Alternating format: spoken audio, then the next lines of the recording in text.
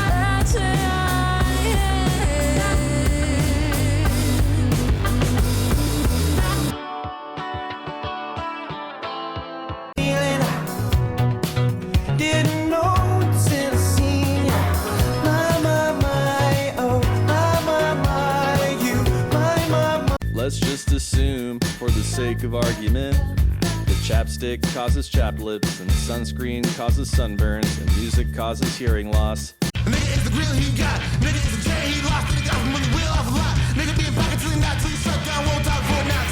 Give it so little, take so much, putting in work, look like he don't give a fuck. I defend myself in court, this is sport. I get signals from the source. I can twist and I contort. I just feel like I'm a Porsche. I'm Carrera, error.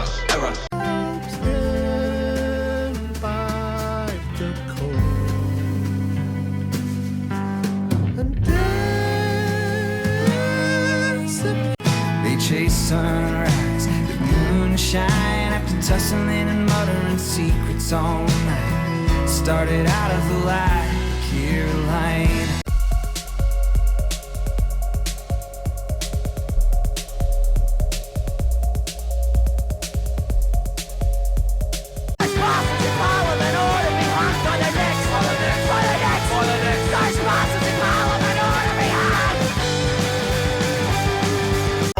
From the treaty signed in Geneva, the biology teacher said we used to be amoebas. The neighborhood preacher said we emerged from the ether. We converged from urethra and struck gold, Eureka. How'd you do that? You settled down my habitat.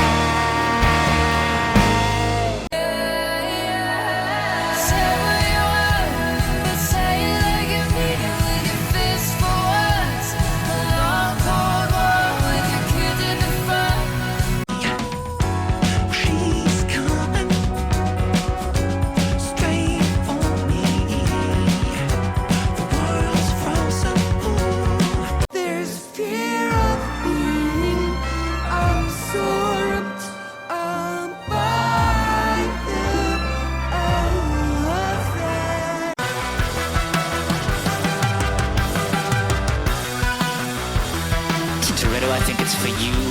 Do you remember the mythic beast? Do you remember the sound of it singing?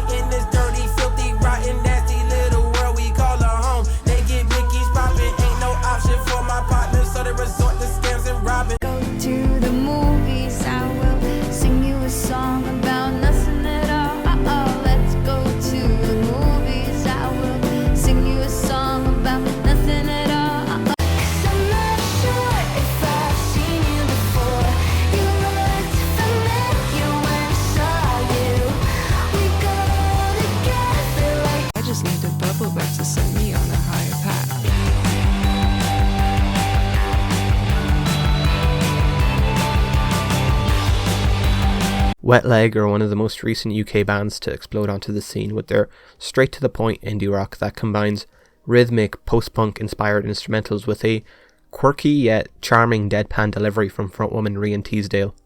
The Isle of Wight duo, unlike a lot of the post-punk aligned bands from the UK and Ireland today, aren't trying to break any new ground, as there's nothing really abstract or experimental about their sound. Instead, the overarching goal within their music seems to be, above all else, creating something fun and entertaining, and it undoubtedly succeeds in that field. Every track on here is undeniably infectious, has catchiness down to a science, and is lyrically made up of what is basically just a series of memorable one-liners. However, it must be said that this album isn't just mindless fun. The band really shows a lot of depth, a lot of introspective lyrics, and some melodic and, at times, even atmospheric peaks. Wet Leg's sound, while already brilliant, has some serious room for improvement, so the Isle of Wight duo is definitely one to keep on your radar, hopefully for years to come.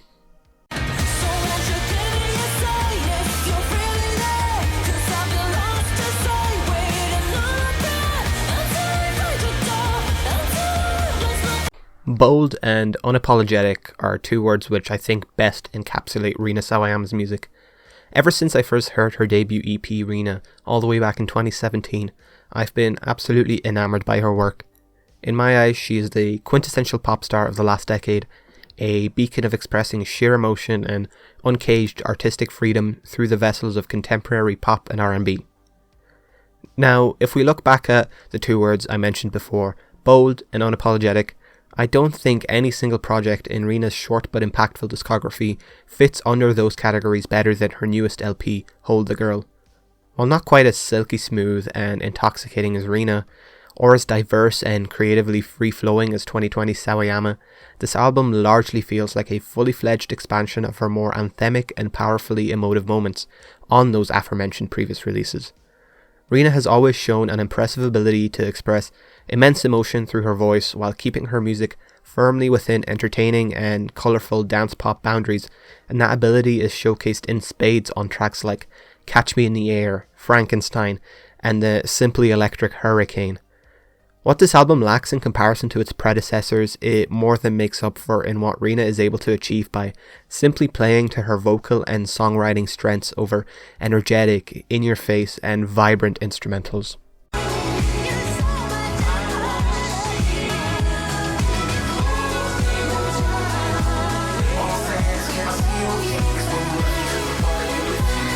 It's become a yearly tradition for DJ Sabrina to release an album that makes it high up my year-end list, and here we go again. Bewitched delivers the same euphoric highs, the same pristine vocal samples, and the same unrivaled house virtuosity as her previous few albums, but in an overall more accessible and easy to digest package, as this album is about half the length of projects like Charmed and Making Magic, and it also presents a bit more of a pop-centric flair to her French house style, especially with the sample choices. But apart from this, the music is largely what you would expect from DJ Sabrina, and delivered with the same consistency you would expect from her as well. And despite its slightly shorter length than some of those aforementioned albums, the highs on this project are still very much on par with her best work. Call Me and A Part of Me in particular are absolute jubilant highlights that provide me with the sense of life-affirming joy and optimism that I look for in DJ Sabrina's music.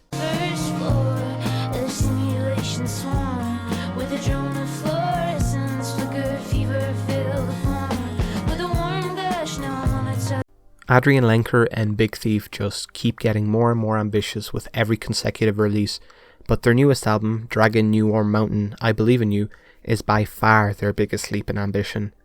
It's almost an hour and a half of incredibly eclectic indie folk and Americana, ever consistent, ever beautiful, and ever introspective. The band is at the peak of their powers for the duration of this album, and of its 20 tracks, there isn't a single one that's even remotely worth skipping. The highlight of the album, however, for sure comes in the form of the 17th track, Simulation Swarm, easily the band's finest moment ever, my favourite song of 2022, and one of the best folk songs ever made, period.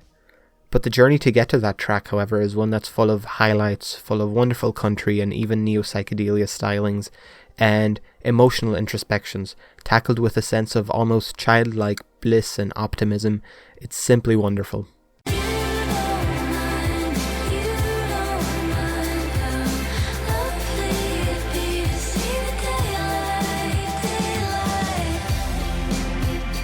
Look, my alias is nostalgia, so is it really a surprise that a chillwave infused dream pop album is right up my alley? I don't think so. Let's be perfectly honest, Strawberry obviously takes a lot of sounds and ideas from its influences. Instrumentally, it owes a lot to Disintegration era The Cure. Vocally, it's pretty mainstream pop centric but with a more melancholic twist. And let's just say that if Caroline Loveless is not a massive fan of Cocteau Twins, I would be very, very surprised. But ultimately, being that heavily inspired by artists of yesteryear is only a problem if your music isn't of a high enough quality to stand on its own. And my goodness, that does not apply to Strawberry. This album is an absolute treat. Instrumentally lush, vibrant and ethereal, and produced to absolute perfection, the soundscapes and atmospheres in which Caroline Loveless's catchy and endearing vocals reside are nothing short of spectacular. In such a short 24-minute length, this album had me absolutely enamoured, transported to another world, another era, and absolutely dying to hear more. After all, there's no way up from apathy. Yeah. You and me, we got better pills than ecstasy. Alex G's 9th studio album, God Save the Animals, is in my eyes his best to date. Closely following in the psychedelic and lush stylings of its predecessor, House of Sugar, but expanding on them with some eclectic, surreal, and oftentimes endearingly bizarre ideas. This project is perhaps Alex's most vulnerable and open to date, with heavy religious and spiritual undertones and an unwavering sense of honesty and beauty in its songwriting. Yet, at the same time, it really presents a sense of playfulness in its unorthodox production, its use of auto-tune and vocal pitching, and its frequent use of a whispered vocal delivery that sounds somewhere equidistant between intimate and alien. Every track on this project attempts to do something new, whether it be in terms of production or vocals, but a number of things remain consistent throughout God Save the Animals. Its indie folk foundation, its brilliantly catchy songwriting, and the wonderfully bittersweet atmosphere the album always falls back onto gracefully in between its array of eclectic ideas and experimentation. I just can't stomach it. Postmodern, voyeuristic. There are 7 items hidden in my glove compartment. Once a liar, always headed to. Courting brilliantly followed up on the hype of their 2021 debut EP with an album that turns their sound up to 11. The band we hear on Guitar Music is energetic, it's chaotic, and excitingly noisy as they carve out their own path among the UK post-punk scene, blending those aforementioned noisy elements with melodies and songwriting that are, above all else, simply electric, way catchier than they have the right to be, and also completely off the wall. Perhaps the most impressive thing about this album, however, is just how much ground it covers in only 30 minutes. There's overarching similarities in its songwriting and energy, but other than that, no two songs are quite the same. The track Jumper is a not-so-subtle ode to baggy and Britpop. Loaded is absolutely in-your-face and noisy garage rock, and there's also plenty of other genres such as glitch, dance punk, and indie-tronica present all over this thing, and all of these sounds are executed brilliantly, which is just a testament to the band's sheer talent and potential.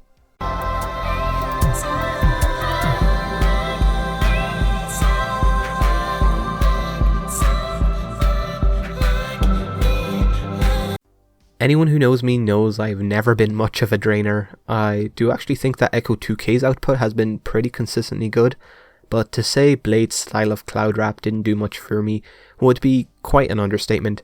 I very seldom enjoyed his output, and almost always when I did find myself enjoying something he released, it was pretty heavily carried by the production, as I often found his flows quite jarring, even if lyrically his style is a little endearing. Crest is easily the most enjoyment I've ever gotten from a Blade project, and I think it comes down to two factors. Firstly, this album mostly drops the cloud rap for a really unique synth-pop sound that atmospherically and production-wise takes a lot from that aforementioned cloud rap style, and honestly improves upon it tenfold, which is saying quite a lot because again, production was always pretty great on a lot of Blade's material. This more pop-centric sound really allows both artists here to shine. Blade's awkward and jarring flows are no longer there, and the album's atmospheric sound really allows his quirkiness to come through in a really unique way. And even though Blade largely takes center stage on this project, Echo 2K's energy, charm and presence elevates this album so much. The production has him written all over it, and when he does come in vocally, whether it be for a verse or a hook or even the occasional backing vocals, he does so much for the depth of the project. I may not be a big Blade fan at all, but Crest's quality is absolutely undeniable. It's washing over me.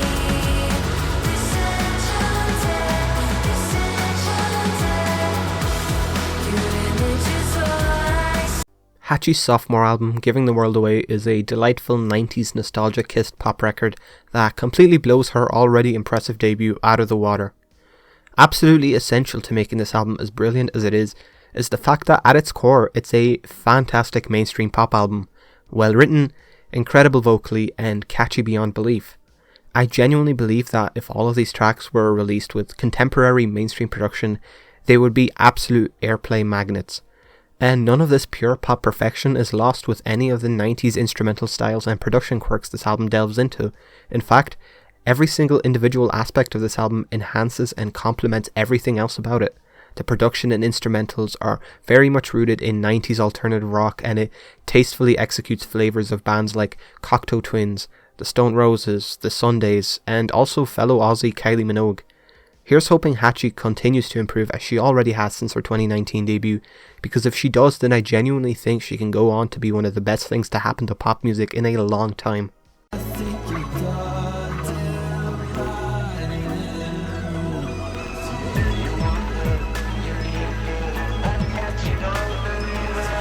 From FIFA YouTuber to YouTube rapper to creating what I would consider to be one of the most unique, forward-thinking and experimental projects I've heard in quite some time, Quedeca's evolution to where he is today is perhaps as unorthodox as it gets. And as a result, I think it's taken way longer than it should have for people to start fully appreciating his artistic growth. However, with the release of his newest album, I Didn't Mean to Haunt You, doubters are undoubtedly at an all-time low.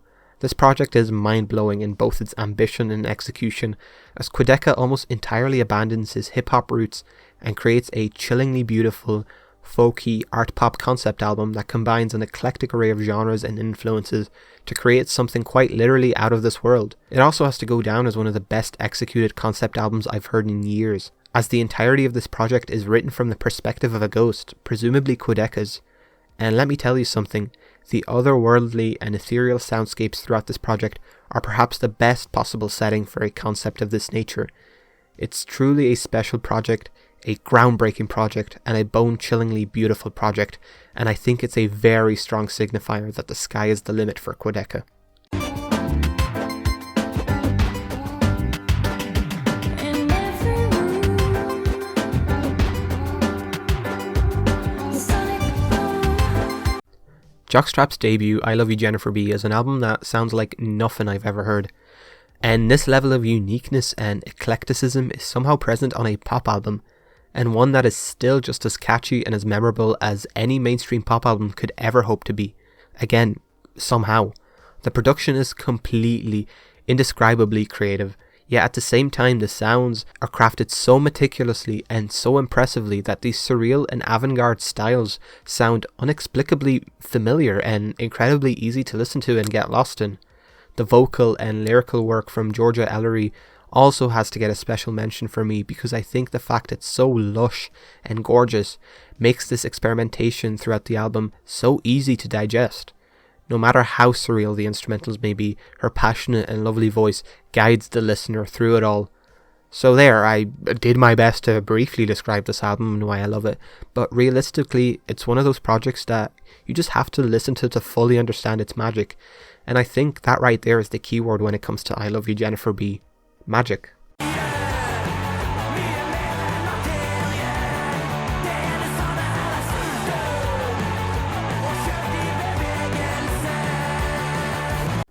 It is absolutely criminal how much this album has flown under people's radars. Animorphs is everything I want in a punk album. Instrumentally, every track on here is so damn filthy, so raw, so punchy you can feel it in your stomach, and this energy is matched perfectly by frontman Edvard Valberg's powerful voice, which is full of such fierce ferocity and manic urgency. But the most outstanding thing about Animorphs is how, on top of everything I've already brought up, the band manages to make these urgent and ferocious tracks sound so damn catchy and playful. leaving you constantly on the edge of your seat, struggling to catch your breath, but also nodding your head along to the rhythmic onslaught of punk goodness without even noticing. The guitar work is powerfully noisy, the drumming never fails to shine, the bass work is quite simply filthy, and the overall album genuinely checks all the boxes when it comes to music in this style. And it deserves way more recognition than it's gotten, so if even one person watching this decides to give Animorphs a listen, then I'm doing the universe a massive service.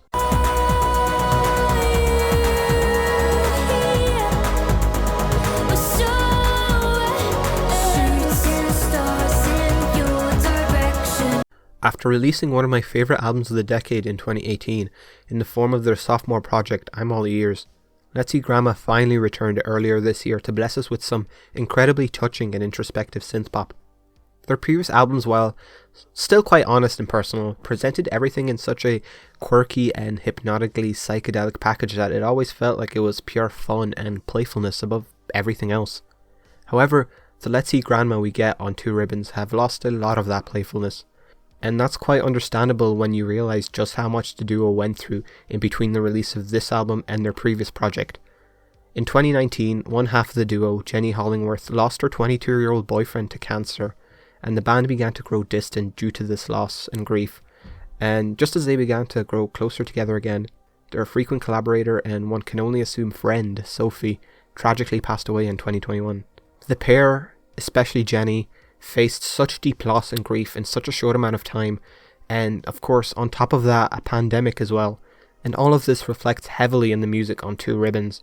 This album is noticeably more mature and less of an oddity instrumentally. However, this allows the band to shine lyrically and vocally, and my god they do. This album is absolutely heartbreaking. A feeling of pain and longing is ever present throughout, yet it's balanced out by a level of introspection and almost bittersweet euphoria to create a project more emotionally mature than one could have ever expected from the quirky psychedelic electropop duo that burst onto the scene a few years ago. This album hit me like a ton of bricks and continues to every time I listen to it, yet it also builds me up with a sense of brave optimism. Ask me 3 chords and she all over me nasty. She got me smothered, caught me bugging last week. It's quite remarkable that Brakens is still able to walk around seemingly unfazed. I mean, his back must be absolutely broken from having to single-handedly carry emo rap as a genre. Jokes aside, kind of. Hypochondriac is absolutely the best emo rap album that I've ever heard, and I do think that above all else there are two things that elevated far above contemporary artists in the genre. Firstly, instrumentally, it's super faithful to Midwest emo, with most of the beats present here being centered around gentle and somber guitar arpeggios. Secondly, it also does a lot more to progress the genre in new directions than any other album I can think of. Brakens is really crafting out a truly remarkable path in a genre many deem as a bit laughable by implementing aspects of glitch, hyperpop and digicore into the mix effortlessly. Brakens' voice is smooth like honey, the emotion in his performances bleeds through even the album's glitchiest moments, his flows are super infectious and his writing is incredibly memorable. Yet what stands out to me is how comfortably he's able to use all of these talents over productions so jarring and eccentric that it really shouldn't be possible to be as melodically compelling as Brakens is all over Hypochondriac. If you're like me and you're a fan of Midwest emo, and found emo rap to seldom reach the potential I know it's capable of as a genre, I urge you to give this project a go. Everybody was a monkey. Oh, we had to fight just to survive. And now you got yourself a weapon. You think you're choosing lizard dice. When Swedish outfit Viagra Boys released Welfare Jazz last year, I was very much lukewarm on it, appreciating it for its manic and raw energy, but I also verbatim said that the band didn't do anything to set themselves out instrumentally, and especially lyrically. Well, it took them only a year to completely prove me wrong. Cave World is one of the best dance punk albums I've heard in years, in large part thanks to the aforementioned manic and raw energy that was also present on Welfare Jazz, but because this time around the band, and specifically frontman Sebastian Murphy, provide the same level of manic energy vocally and lyrically, as he perfectly plays the role of a completely unhinged, terminally online QAnon conspiracy theorist, and the manic urgency really helps to portray just how ridiculously off the rails all these points are. It's brilliant social commentary, delivered with a constant sarcasm and honestly quite frightening realism. I can definitely see someone hearing a track like Creepy Crawlies and agreeing with every single point, no matter how nonsensical it is. Instrumentally, this thing also far exceeds Welfare Jazz in my opinion, as that project honestly had more tracks that were just fine and didn't really stand out in any meaningful way than it did actual bona fide highlights. Cave World, however, is one highlight after another, with the same bluesy, synthy twang the band is known for, but with constantly engaging compositions, brilliantly gritty production, and a far more entertaining sound overall. Cave World has really elevated Viagra Boys from just another punk-adjacent band to one with an incredible personality, sense of humour, and an unforgettable sound and energy.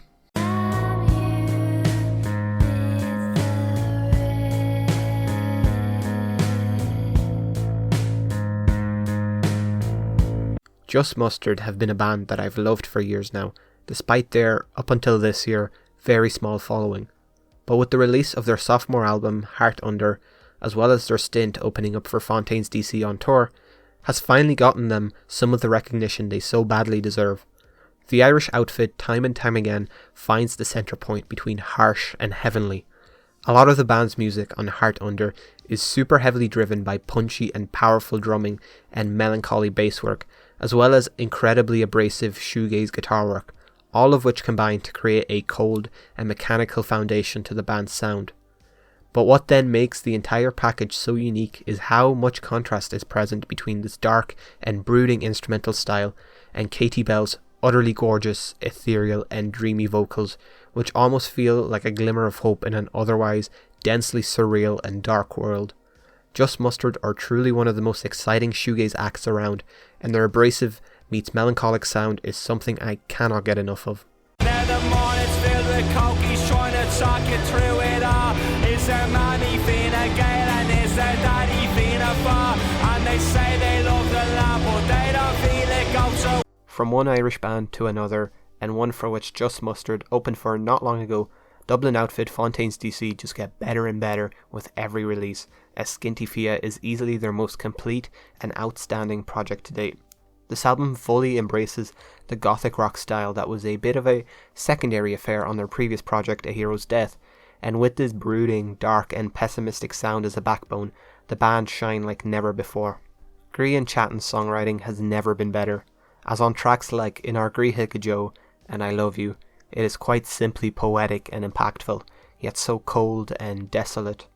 Instrumentally, it matches this perfectly with a more melancholic and atmospheric shoegaze approach. However, on the complete flip side, it also presents some really eclectic ideas without ever losing that melancholic nature. From jangle pop on Jackie Down the Line to baggy and post-industrial on the title track, there's plenty of exciting moments throughout that manage to shine without ever feeling disconnected from the album's ever depressive nature. Everything gels perfectly from start to finish. You can't let go, you can't stop, can't rewind. Love is learned over time till you're an expert at a dying field. No band today does power pop as consistently well as the Beths do. The New Zealand outfit have everything that makes this style of music great, down to a science. Their sound is quite simple on paper but delivered with buckets full of personality, introspection and honesty. The songwriting is wholly spectacular, exploring real human emotions and fears with a whimsical and colourful outlook. Frontwoman Elizabeth Stokes is surely able to create the most heartwarmingly melodic and addictively catchy hooks even in her sleep, and the rest of the band, particularly guitarist and producer Jonathan Pierce, do everything that is required of them perfectly in order to give Elizabeth the most engaging and vibrant environment to shine without ever taking the spotlight from her unless it's required of them. And when it is their time to take central stage, they make the most of every second. I mean, the noisy guitar solo on Silence is Golden completely threw me off guard, but my god does it make that track. I will admit the band aren't reinventing their sound in any real way on Expert in a Dying Field, but they have such an immense talent for making the best, most gratifying and catchy power pop around that I really don't mind. I'll take another 20 albums of this sweet yet emotionally potent goodness without ever second guessing myself. It's just that addicting. The greatest the world has ever seen, a genius among non-entities.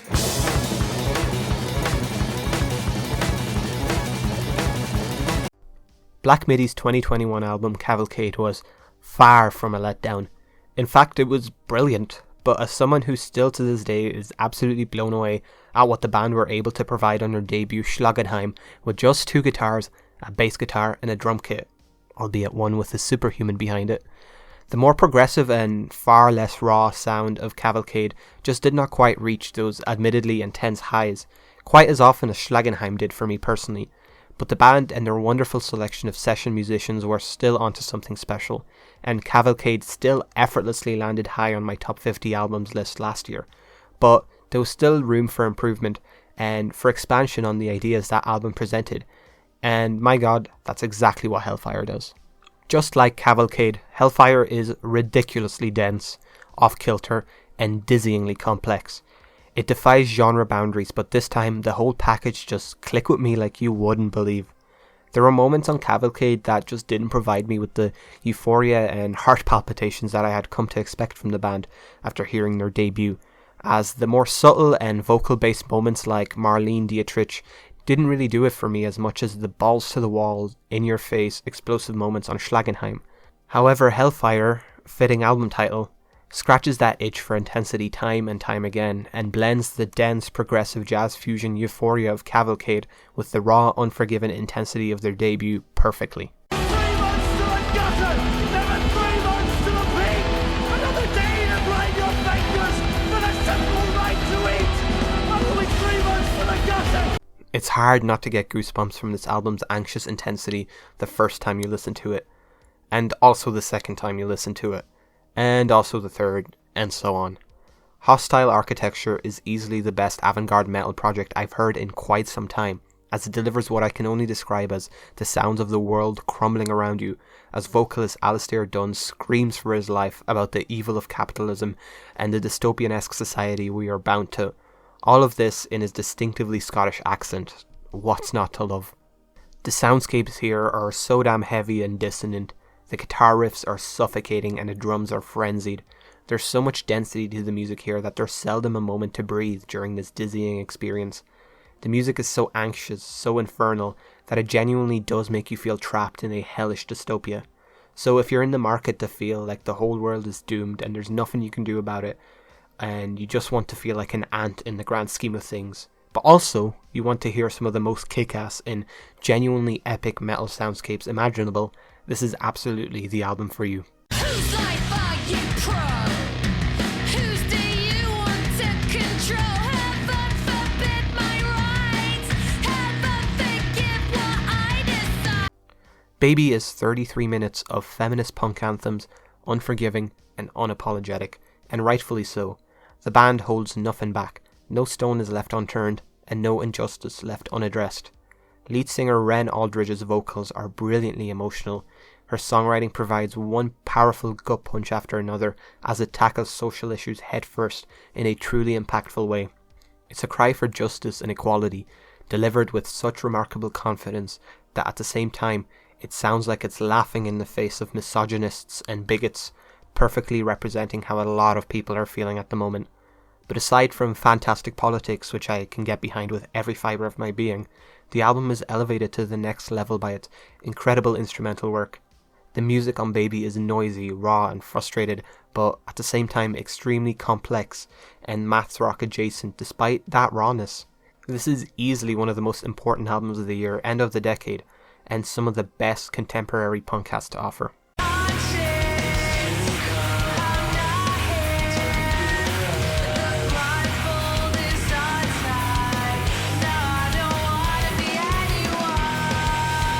In less than half an hour, We're Not Here to Be Loved manages to completely hypnotize me with its adrenaline-pumping, shoegaze-soaked alternative metal sound.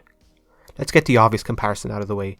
If you're a fan of Deftones, then this is going to be right up your alley, because the band's sound and atmosphere is very much comparable to the legendary Sacramento band. But while warranted, I do think those comparisons paint a bit of a false picture of Fleshwater, as without hearing the album you may think this is some Greta Van Fleet level of plagiarism. But this album, and the band in general, brings so much to the table that they can easily stand on their own within the alt-metal genre. And if anything, they're doing more to help bring the genre back with a fresh energy and sound than any other band today, legitimizing it with a new generation of listeners. Words cannot describe how powerful this album is from a sonic soundscape, with simply exhilarating vocals, an ever-present sense of immediacy in the aggressive and adrenaline-pumping instrumental work, and absolutely pristine production which seals everything together perfectly. This album has been in almost constant rotation for me since I first heard it, and I cannot even remotely contain my excitement for what the band is able to do next, considering this is only their first studio album.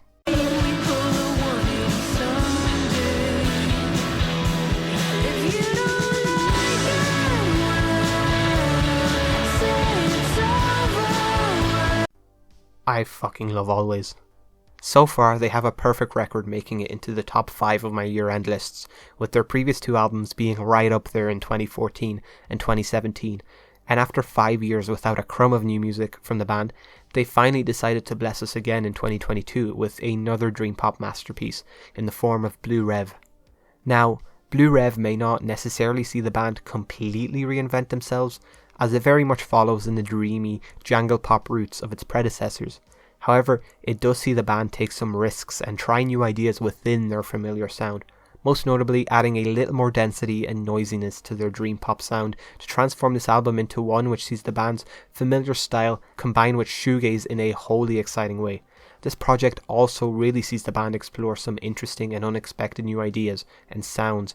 One of the most off-kilter moments on this album comes in the form of the track Very Online Guy, a psychedelic and eccentric hypnagogic pop track with a completely unique sound palette and a very playful and unusual vocal delivery from Molly Rankin. The sound of this album also provides a bit more punchy rawness than their previous album Antisocialites, in that aspect being more akin to their debut in terms of energy. It's just another incredible album from a band that is, in my opinion, at the top of the indie rock pyramid.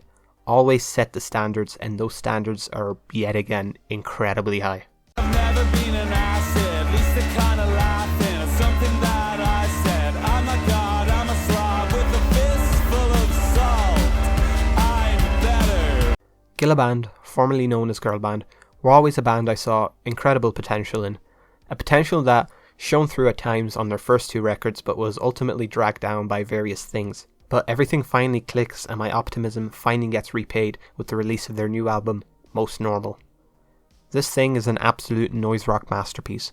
The soundscapes Gillaband are able to achieve throughout this thing left me in a state of sheer disbelief on first listen. It is a vividly unforgiving and unrelenting assault on the senses, oftentimes abandoning all sense of structure to engulf the listener in its nightmarish and manic sea of noise. Its heavy reliance on anxiety-inducing mechanical rhythms, misanthropic noise, and frontman Dara Keeley's manic yet often humorous vocal performances combine to create an album truly unlike anything I've heard before. On Most Normal, the band feels like they are finally carving out their own sound and path, and the album overall feels more dissonant and unpredictable than anything they've released before. The band are well and truly in control of every piece of demonic screeching their guitars produced, every single distorted vocal scream, and every single robotic and mechanical drum beat which slowly raises the listener's heart rate. Every sound on this album serves a purpose: organised chaos and discomfort. Most Normal is anything but what the title suggests. It's an absolute standout not only in music this year, but in noise rock as a whole. I have seldom experienced the level of simultaneous discomfort, overstimulation and sheer ecstasy this album somehow manages to provide me with from start to finish. Take a bow, lads.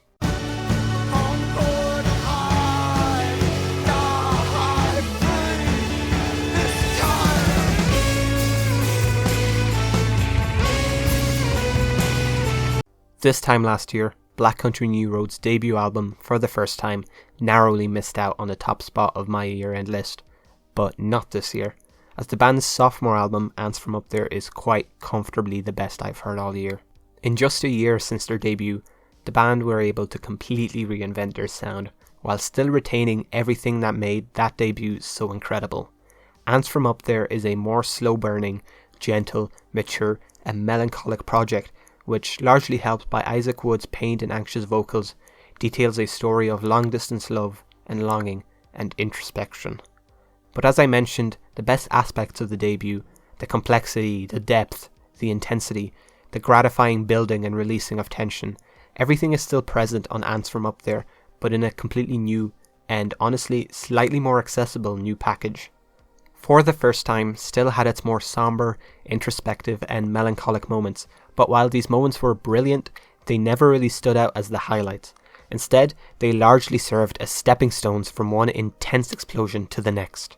What Ants from Up There excels at is in making these very moments more fleshed out, more layered, more meaningful, and just as engaging as the band's explosive releases of tension, which, while more scarce on this album, felt even more rewarding because of everything I just mentioned. I think this album is honestly quite special. I have no doubt in my mind that decades from now it'll be seen with the same high regard we all look at it now. And despite Isaac's unfortunate departure from the group this year, I think Black Country New Road is too incredible of a band to let that debilitate them too much, and I really hope this isn't the last time they release an album of this magnitude. Ants from Up There is a masterpiece, no other way around that. While BCNR's debut album narrowly missed out on the top spot last year, their sophomore is undoubtedly the standout album of the year, and one of the standout albums of the last decade. So there we go. That is my top 50 albums of the year. What did you think of my list? What did you agree with? What did you disagree with? Let me know down below. As always, thank you so much for watching, especially if you made it all the way to the end. Thank you so much. It means a lot. So yeah, let me know what you think. Thank you for watching. Peace and love, and a happy new year.